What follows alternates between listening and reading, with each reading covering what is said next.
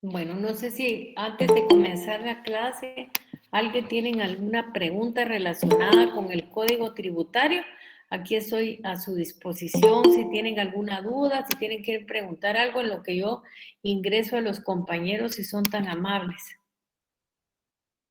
Se recuerdan que ya les repartimos el laboratorio del código tributario y ya lo deben de tener lleno porque ya la semana entrante vamos a ver una nueva ley que es la ley del impuesto único sobre inmuebles. Esa va a ser nuestra segunda ley que vamos a tener que leer, que es la ley del impuesto único sobre inmuebles. Si no tienen duda, pues qué bueno.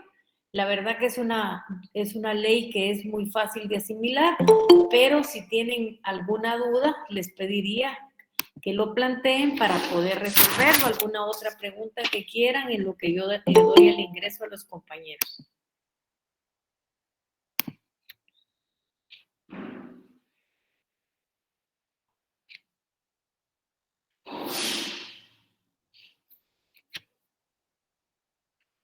Solo vamos a esperar unos 5 minutos.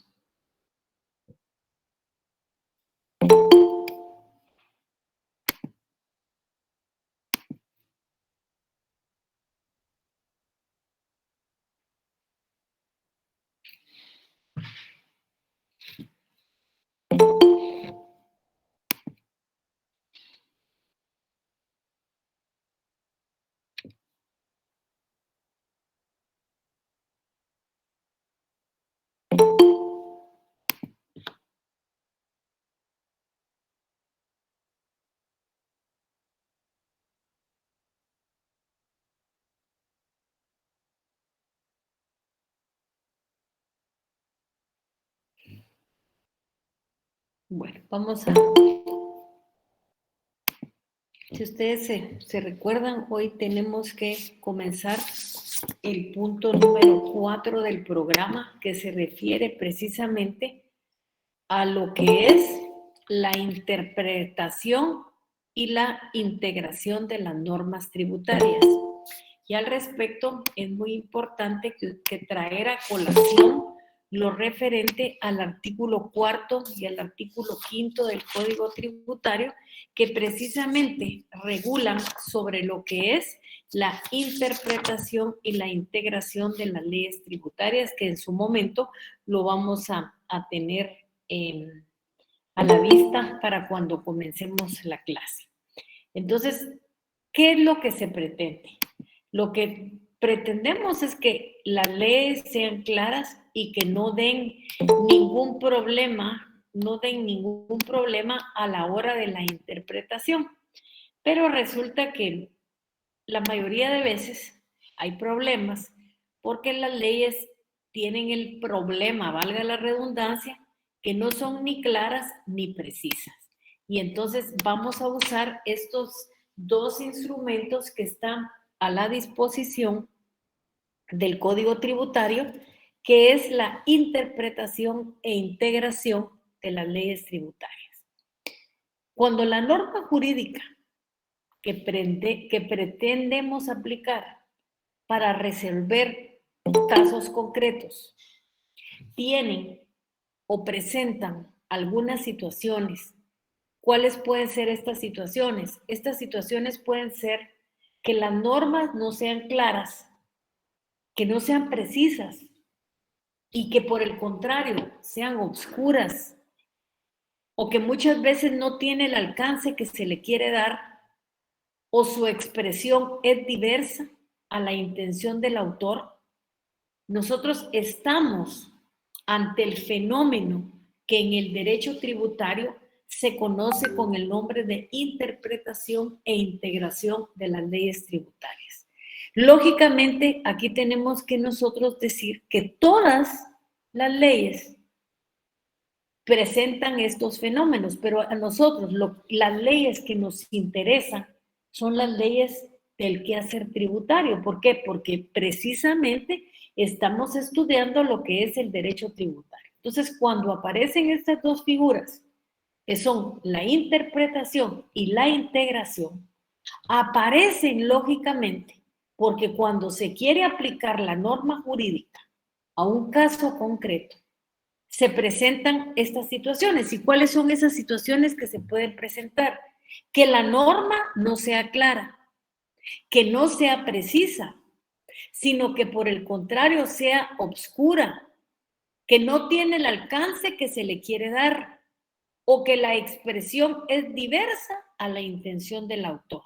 Entonces, en ese momento estamos ante el fenómeno del derecho tributario que tienen estos dos nombres, que es integración e interpretación de las leyes tributarias. Me detengo un momentito, solo voy a dar ingreso.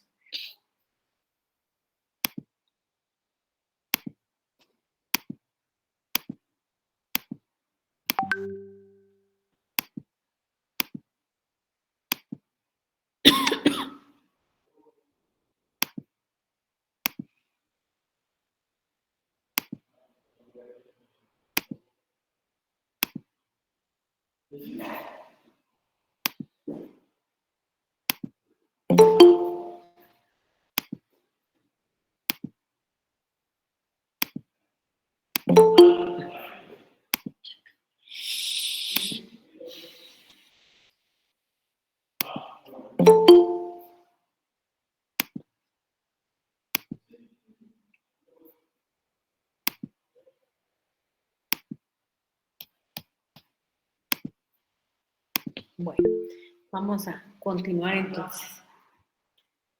¿Qué es interpretación? ¿Qué vamos a hacer nosotros mediante la interpretación?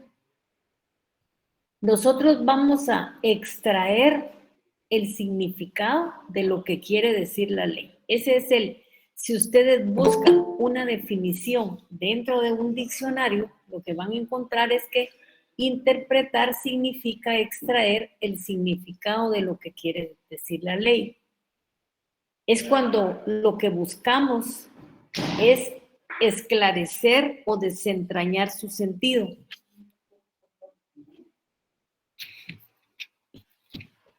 Permítame un momentito.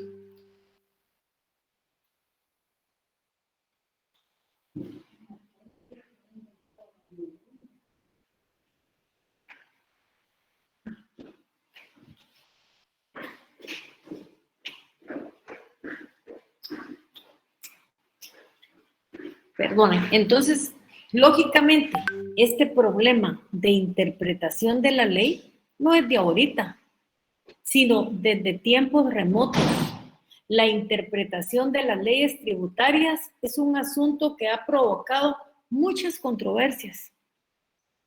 Es decir, desde en aquellos tiempos existían dificultades que todavía persisten en la actualidad, porque no se ha llegado a un acuerdo sobre el sistema que se deba seguir. Voy a ingresar a los compañeros que hacen falta.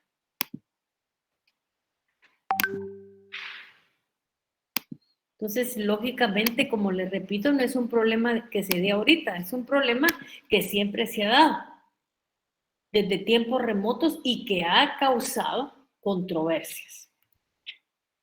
Aquí nosotros nos tenemos que ubicar cuando aparece el senador Romano Modestino. Modestino crió respecto de las leyes fiscales dos principios bien fundamentales, pero no solo fundamentales, sino contrapuestos. Un principio que protegía al contribuyente, que es el principio contra fisco, o sea, es contra la acción del fisco, y dice que no erraba quien interpretaba leyes contra el fisco. ¿Por qué razón? Porque si las leyes no eran claras, eran obscuras, no eran precisas, no tenía el alcance que se le quería dar, ese era un problema del fisco, porque el fisco debe de procurar que las leyes sean creadas. Pero se fue a una posición completamente diametral. ¿Y cuál era esa posición completamente diametral? Que si la ley presentaba estos problemas, lo que debía de aplicarse era el indubio pro fisco. ¿Y qué significaba? Que las leyes debían interpretarse a favor del fisco. O sea, aquí no había una posición media, sino era una posición eminentemente interpretada. O una se apoyaba al contribuyente aplicando la ley en ese indubio contra el fisco, o lógicamente se protegía al fisco dándole ese valor fundamental a que es importante para el fisco que tenga los recursos necesarios que le permiten satisfacer las necesidades de la población. Pero en la actualidad, la doctrina moderna planteó una tercera posición que tiene un importante punto de partida. ¿Y cuál es ese punto de partida? ¿Cuál es el hecho subrayado? ¿Cuál es el hecho importante? El hecho importante aquí es que las normas tributarias se interpretan con el arreglo a todos los métodos admitidos en derecho, tomando en cuenta fundamentalmente la armonía que debe existir entre los intereses del fisco y el deber del contribuyente. Entonces, ¿qué hace esta tercera posición? Esta tercera posición es no irnos a los extremos, en un lado cuando se protege al fisco, sino en el otro cuando se protege al contribuyente, sino por el contrario. ¿Y cuál es ese contrario? Ese contrario es que se tome en cuenta fundamentalmente la armonía que debe de existir entre los intereses del fisco y el deber del contribuyente. Las leyes fiscales, como todas las leyes, deben de ser interpretadas en su correcta aplicación al caso concreto. ¿Cuál es esa correcta aplicación al caso concreto? Sobre todo, que se tome en cuenta el problema de una deficiente formulación lingüística o técnica. Sobre eso es importante, o sea, que las leyes fiscales, como todas las leyes, deben ser interpretadas para su correcta aplicación al caso concreto en que se trate. Sobre todo si hay problemas en una deficiente formación lingüística o técnica. Voy a suspender un poquitito aquí, si son tan amables, solo voy a ingresar.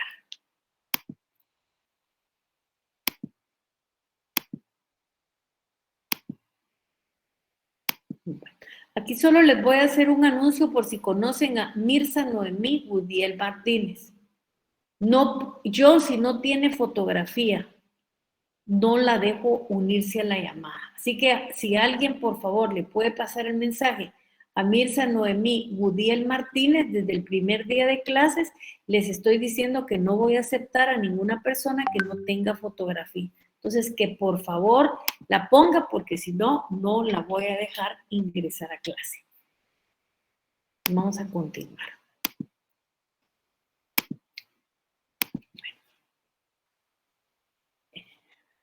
Bueno, ante este problema, el que va a interpretar la ley es el intérprete de la ley. Y aquí nosotros tenemos que tener claridad y preguntarnos, ¿y quién creen ustedes que va a ser el intérprete de la ley? Pues el intérprete de la ley puede ser un magistrado. Y de hecho, la sala que conoce el procedimiento contencioso administrativo en materia tributaria está formado por magistrados. También hay jueces de lo económico coactivo que interpretan este tipo de cuestiones. Los funcionarios de la Superintendencia de Administración Tributaria, un trabajador administrativo, un consultor, un estudiante. ¿Y qué es interpretar a la ley? Interpretar la ley es atribuirle, es darle a la norma, es darle a la norma jurídica una significación correcta. De aquí nosotros podemos deducir que quien interpreta la ley debe con frecuencia cumplir el silencio de la misma. Debe corregir su fórmula poco feliz. ¿Y por qué tiene que corregir la fórmula poco feliz? para poder interpretar, para poder aplicar de manera correcta la ley.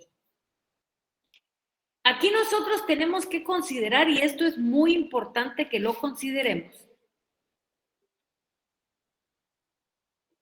que partimos del punto que la ley es una voluntad. Esa voluntad tiene una finalidad principal, que es satisfacer una necesidad jurídica. Su interpretación no puede ser más que dar a esa voluntad una manifestación de aplicación. O sea, quiero aplicar la ley a esa voluntad, yo necesito interpretarla. ¿Por qué necesito interpretarla? Porque necesito aplicarla. Y esto es muy importante que ustedes lo tomen en cuenta cuando ustedes estén ahí de asesores del Congreso de la República.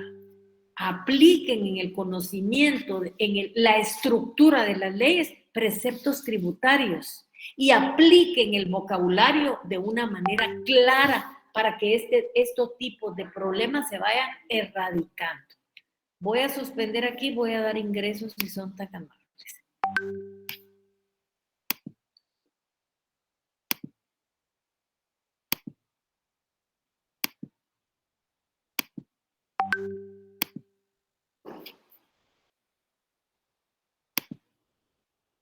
Ya entró Mirza, ya vi, qué bueno. Bueno, entonces, aquí nos quedamos. La interpretación, ¿qué supone? Cuando nosotros interpretamos, lo que estamos suponiendo es o realizando la investigación. ¿Y qué investigamos? Lo que el legislador ha querido decir y ha dicho efectivamente en una particular regla de derecho. Y esto es importantísimo que lo tengamos aquí. Hay tres principales métodos de interpretación en materia fiscal. ¿Cuáles son esos métodos? El método restrictivo, el método estricto o literal y el método analógico. Si ustedes se dan cuenta, el artículo 5 habla de la integración analógica y ahí da ciertas cuestiones que más adelante nosotros vamos a leer. La interpretación restrictiva. A ver, ¿qué quiere decir esto de restrictivo? Cuando nosotros estamos hablando de que restringe, a lo que nos estamos refiriendo es a que se reduce. ¿Y qué se reduce? El sentido literal de la ley. Y para eso hay diversas tesis sobre este criterio de interpretación. ¿Y cuáles son las más conocidas? Volvemos a nuestro conocimiento cuando nosotros mencionamos a Modestino. Ese Modestino, si ustedes se recuerdan, era un senador romano. Y la primera interpretación, la primera doctrina que él dio era indubio contra fiscum. Este método, cuando hablamos de la interpretación restrictiva, tiene hoy en día fuertes partidarios y es la que se sustenta todavía en los tribunales de los Estados Unidos de Norteamérica. Los primeros sostenedores, los primeros que hablaron de esta regla fueron los romanos y si ustedes se recuerdan fueron a través del senador Modestino. ¿Y qué decían los romanos? Concretamente, ¿qué decía Modestino? Modestino decía que al decir que no incurría en falta, o sea, ellos decían, romanos, que no incurría en falta quien en caso de duda resolviese en contra del fisco. Y ellos eran muy claros y decían, el interesado en que se paguen de manera correcta los impuestos es el Estado. El que debe de vigilar que la ley esté correcta, se entienda y no tenga problema en su interpretación es el Estado. Ah, pero no lo hizo bien, bueno, entonces tiene que pagar un precio. Y el precio que tiene que pagar es que se pueda aplicar esa interpretación restrictiva contra el fisco. Lógicamente, si va contra el fisco, a quien en un momento determinado ayuda es al contribuyente. No erraba, decían ellos, quien interpretaba leyes fiscales contra el fisco. Me voy a detener, voy a dar ingreso.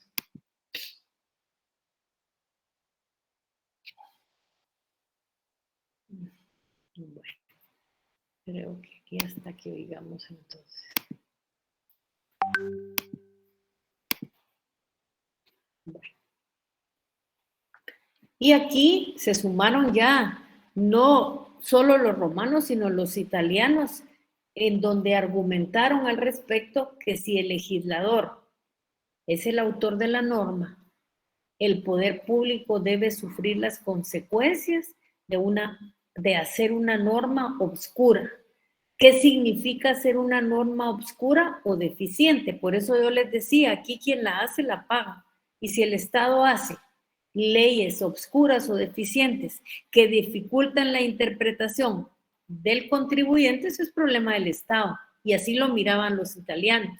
Los italianos decían, quien la hace la paga. Entonces, si ustedes no quieren tener problema en la interpretación de las leyes, aplíquenlas correctamente. Pues siendo los tributos cargas que se imponen a los particulares, en caso de obscuridad o de duda, debe de estarse por la no imposición. Pero lógicamente aquí también hay que considerar que lo que se juega son los intereses del Estado. Y cuando estamos hablando de que lo que se juega son los intereses del Estado, no podemos olvidar que el Estado tiene la obligación de satisfacer las necesidades de la población. Y ese satisfactor de las necesidades de la población solamente lo puede hacer a través de dinero, el dinero que viene del pago de los impuestos. La otra interpretación restrictiva es la indubio pro fisco. Y aquí lo que nosotros podemos argumentar es que el Estado moderno no establece contribuciones para enriquecerse o para acumular tesoros, sino que solamente se exigen el pago de las contribuciones hasta donde lo requieran las necesidades públicas. Esta tesis ha sido muy criticada, no ahorita en la actualidad, sino durante todo el tiempo. ¿Y por qué ha sido criticada? Aquí nosotros lo que le debemos de subrayar es que ha sido criticada porque nadie está obligado a pagar más de lo que legalmente le corresponde. Luego de que unos dejen de pagar por errores o lagunas de ley, no tiene por qué afectar a los demás. Las leyes, ¿por qué deben interpretarse a favor del fisco? Deben interpretarse a favor del fisco precisamente porque lo que el Estado hace es satisfacer las necesidades de la población, que va a proporcionar una vida mejor para el contribuyente. Pero lógicamente aquí, en esta interpretación restrictiva, sí apareció esa posición ecléctica, esa posición tercero, que sostiene básicamente que lo que hay que buscar es una armonía. Armonía entre las dos partes de la relación jurídica tributaria. ¿Y cuáles son esas dos partes de la relación jurídica tributaria? En primer lugar, los intereses del fisco. Y en segundo lugar, el deber de los contribuyentes. Yo les digo que cada vez que se paga un impuesto, nosotros lo estamos pagando porque como contribuyentes tenemos un deber. ¿Por qué? Porque nuestra Constitución Política de la República de Guatemala dice, lógicamente, que nosotros lo que tenemos que hacer que es contribuir con el gasto público. ¿Y cómo es que nosotros contribuimos con el gasto público? Mediante el pago de dinero. Y lógicamente, lo que debe de procurarse es que el Estado tenga los recursos necesarios y que se cuiden de una manera adecuada lo que son los intereses del fisco. Aquí nos quedaríamos en cuanto a la interpretación y vamos a volver, porque yo sí creo que es muy importante, que ustedes me expresen si tienen alguna duda en relación con la ley. ¿Qué dudas tienen ustedes de la interpretación del Código Tributario? A ver, ¿qué entendieron, qué no entendieron? A ver, díganme si entendieron todo, si hay aspectos que les quedaron flojos. Estamos para resolver precisamente esas dudas que ustedes puedan tener del contenido de la ley y puedan resolver de una manera más adecuada su código tributario si son tan amables. Así que estamos en esta fase. Primero planteen sus dudas, después yo les voy a hacer algunas preguntas de cómo entienden ustedes el contenido del código tributario. Entonces, primero me toca a mí contestarles las preguntas. Aquí estoy a su disposición. Les pediría que cada vez que estén tomando la palabra, por favor me vayan poniendo la cámara para que yo pueda conocerlos.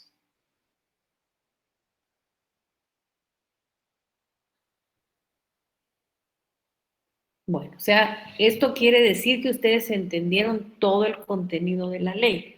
A ver, Edmirna Eugenia López, dígame en el Código Tributario cuáles son las fuentes del ordenamiento jurídico guatemalteco. ¿Cuáles son las fuentes que debemos de tomar en cuenta para el derecho tributario?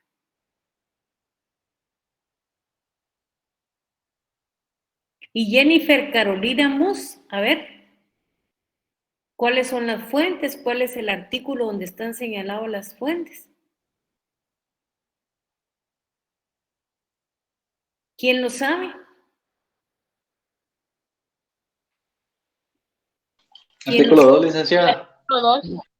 Hágame, efectivamente está en el artículo 2 y dice, son fuentes del ordenamiento jurídico tributario y en orden de jerarquía, y ahí está todo esto. A ver, Pilar Ortiz Gudiel, dígame cuáles son las clases de tributos de conformidad con el Código Tributario. Pilar Ortiz Gudiel. ¿Quién está por ahí despierto? ¿Quién está por ahí despierto y me puede El artículo 10, licenciada. Léame el artículo 10, por favor, Ivonne. Son tributos los impuestos, arbitrios, contribuciones especiales y contribuciones por mejoras. Dígame, ¿cuál es su comentaria? Esmirna Eugenia López. Ya segunda vez que la estoy llamando. Pilar Ortiz Gudiel, la estoy llamando por segunda vez. Jennifer Carolina Mus, la estoy llamando por segunda vez.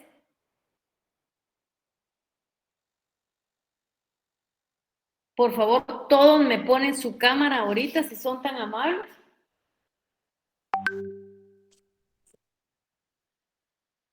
¿Me ponen su cámara ahorita, por favor? No funciona, ok, Pilar, no tenga pena. Ya estoy leyendo que no funciona su micrófono. A ver, ¿qué dudas tienen ustedes del contenido de la ley? Díganme, a ver qué dudas hay. Porque más de alguna duda tienen que tener, o con toda sinceridad les digo, ¿no han leído ustedes el código? No tengo el código, dice. Bueno. El código lo decía Mirna. Bueno, ya deberían de tener el código. Si se recuerdan, yo les dije que era fundamental que tuvieran 3 cuestiones en el escritorio. Primero, la Constitución de la República. ¿Se recuerdan? Todos quedamos en eso. Luego, ¿cuál fue la otra situación que todos debemos de tener? ¿Cuáles son la otra cosa que debemos de tener? Es, en este caso, el Código Tributario. Eso ya lo dijimos. Entonces, por favor, hagamos esa operación. Todos deben de tener su Constitución Política de la República de Guatemala y todos deben de tener, en este caso, lo que es el Código Tributario. Bueno, ya los voy conociendo aquí. Si quieren, quiten ya las cámaras. Ya vi algunos y ya vi quienes no están.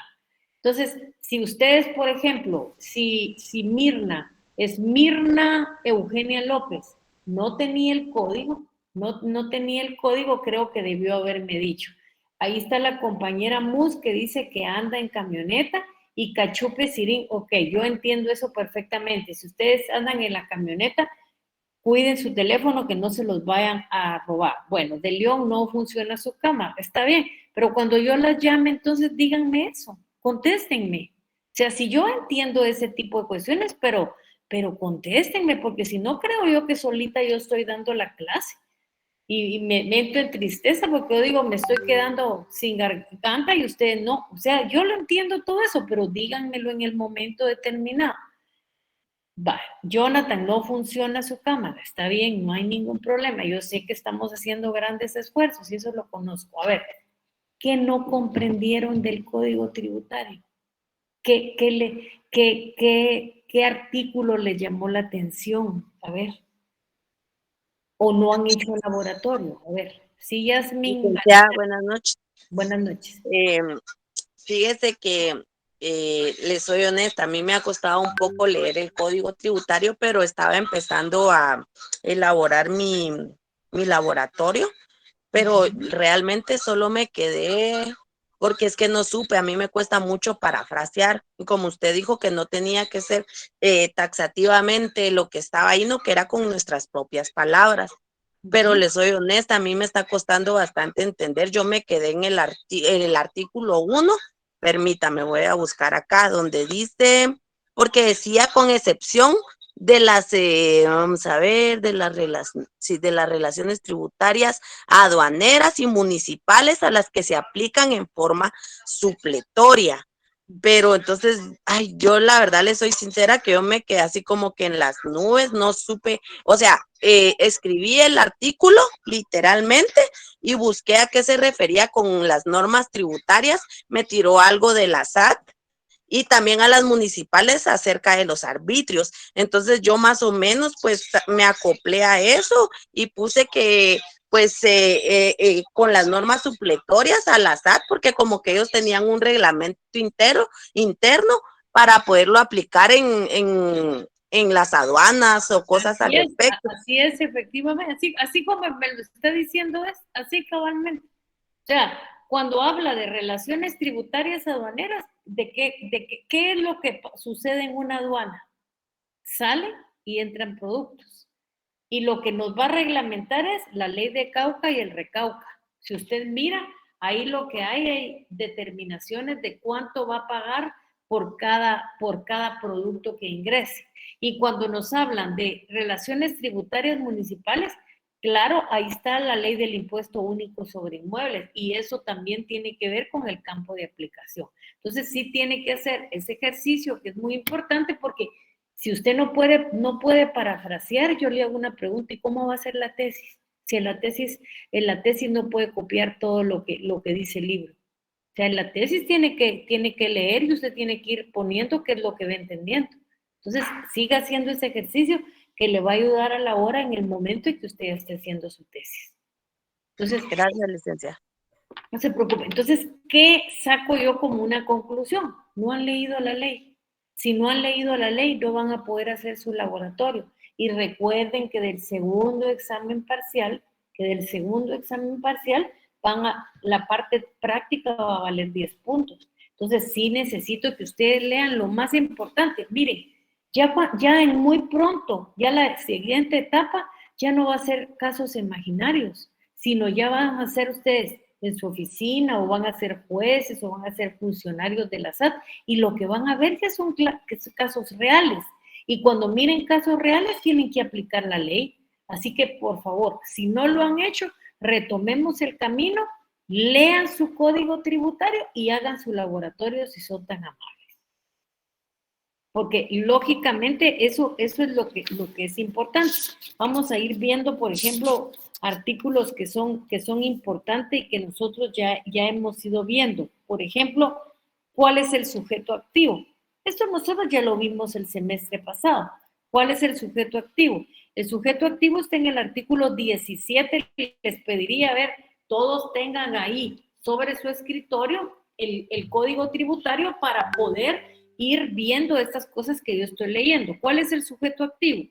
Como les digo, esto nosotros ya lo vimos el semestre pasado. ¿Por qué lo vimos el semestre pasado? Porque vimos la relación jurídica tributaria, y la relación jurídica tributaria tiene el elemento personal. ¿Cuál es el elemento personal? El activo, efectivamente, como dice Pilar, es el Estado. Dice el sujeto activo de la obligación tributaria es el Estado o el ente público acreedor del tributo. Díganme un ejemplo cuando la ley les está diciendo o el ente público acreedor del tributo. ¿Quién creen ustedes ahí? Hay un impuesto que lo cobra esa persona. ¿Quién es? Porque está diciendo la obligación tributaria es el Estado, pero en este caso no es el Estado. Efectivamente, Braulio, es la municipalidad con un impuesto en particular. ¿Cuál es ese impuesto? A ver, ¿quién me dice el nombre? A ver, ¿quién me dice? El YUSI, efectivamente.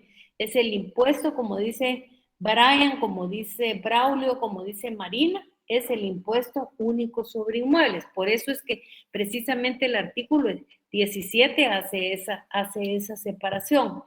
Hace la separación de la obligación tributaria que hay que pagarle al Estado, que es la que nos cobra la Superintendencia de Administración Tributaria, y ahora nosotros tenemos ese impuesto que nos acaba de cobrar, y es el impuesto de circulación de vehículos. Y luego dice o ente acreedor del tributo. ¿Cuál es ese ejemplo? Ese ejemplo sería efectivamente las municipalidades con ese impuesto que se llama al valor agregado. Luego tenemos el sujeto pasivo. ¿Cuál es el sujeto pasivo? Es el contribuyente. ¿Quién es el contribuyente? Dice, es el obligado al cumplimiento de la prestación tributaria. Y aquí le da dos categorías la ley, de contribuyente o de responsable. Luego nos dice cuáles son las funciones de la administración tributaria. Nosotros ya vimos la ley de la SAT. Ya en el semestre pasado vimos quién era la Superintendencia de Administración Tributaria. Y la Superintendencia de Administración Tributaria es esa oficina que el Estado ha creado con personalidad jurídica descentralizada, con el autónomo, con el objeto de ¿qué? Con el objeto de poder cobrar los impuestos. Hay mucha gente que dice, pero si la SAT solo cobra los impuestos, pero si eso es lo que le autoriza la ley. Y luego, cuando ya la superintendencia tiene los impuestos, se los tiene que pasar al Estado. ¿Y para qué se los tiene que pasar al Estado? Para que el Estado pueda satisfacer las necesidades de la población. ¿Qué dice el 19? Dice, funciones de la administración tributaria. Son funciones de la administración tributaria planificar, programar, organizar, dirigir, ejecutar, supervisar y controlar todas las actividades que tengan vinculaciones a la relación jurídica tributaria. ¿Qué jurídica tributaria? Es la relación que se entabla entre los dos sujetos.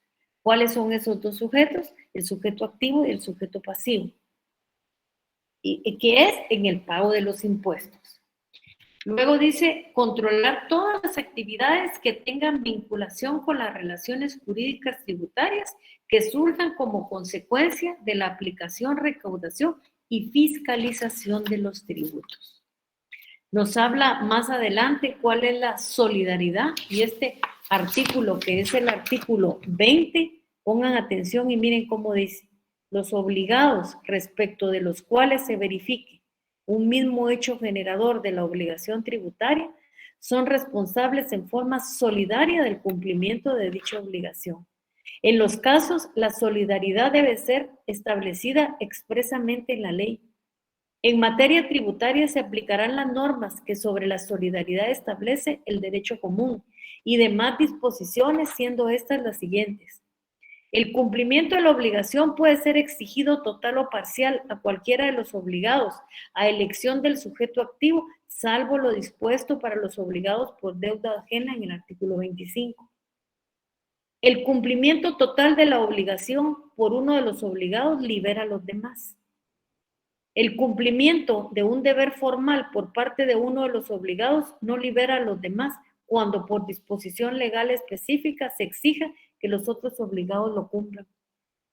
La excepción o remisión de la obligación libera a todos los deudores, salvo que el beneficio total o parcial haya sido concedido a uno de ellos. En este caso, el sujeto activo podrá exigir el cumplimiento a los demás con parte de la deducción de la parte proporcional, eximida o remitida. Cualquier interrupción de la prescripción en favor o en contra de uno de sus obligados favorece o perjudica a los demás. Entonces, háganme favor, yo necesito que ustedes lean su código tributario. Es importante que lean el código tributario. Así que les pido por favor que lo lean porque yo no creo, si lo leyeron bien, que no tengan dudas. Deben de tener dudas. Aquí, perdónenme, pero ustedes quieren terminar de manera correcta su semestre. ¿Qué es lo que tienen que hacer? Pónganle ganas, hagan un esfuerzo. Si ya es el último semestre que van a hacer, entonces háganlo con fuerza para que efectivamente ustedes puedan responder sin engañarse su laboratorio. Porque el examen privado va a ser en persona y deben de estar preparados para eso. Si ya no tienen ninguna pregunta más, nos quedaríamos aquí, pero sí les ruego, por favor, lean su ley. En la otra sección hubo muchas preguntas del contenido de la ley, mucha participación, y eso enriquece al estudiante. Pero lógicamente, si aquí nadie pregunta, todo lo sabe, todo está claro, nadie contesta, o sea, tenemos problemas porque no están leyendo la ley. Yo les pido, no solo que entreguen el laboratorio, sino que entreguen el laboratorio porque ustedes hicieron la ley y porque están comprendiendo cuál es el contenido de la ley. Si no, no vale la pena hacer el laboratorio. Porque uno no debe de aprender para ganar un examen, uno debe de aprender para la vida. Y ustedes ya el paso ya es limitado, ya sus estudios ya casi están terminando. Lo próximo va a ser resolver casos personales y lo tienen que hacer. No sé si tienen alguna duda, alguna pregunta. Bueno, si no es así, entonces pasen feliz noche, nos vemos el jueves. Por favor, leído el código tributario. Eso me interesa que lean el código tributario y no me interesa que se queden así. Voy a hacer un pequeño examen oral para ver si efectivamente leyeron el código tributario. Necesito la participación de todos si son tan amables. Es bien importante que tengamos participación. Acostúmbrense ustedes a hablar porque de aquí en adelante ya pasó esa etapa que se quedaron callados. De aquí en adelante tienen que estar opinando, que eso es importante. Que Dios los cuide y los proteja. Nos vemos el jueves, primero Dios. Feliz noche. Nos vemos.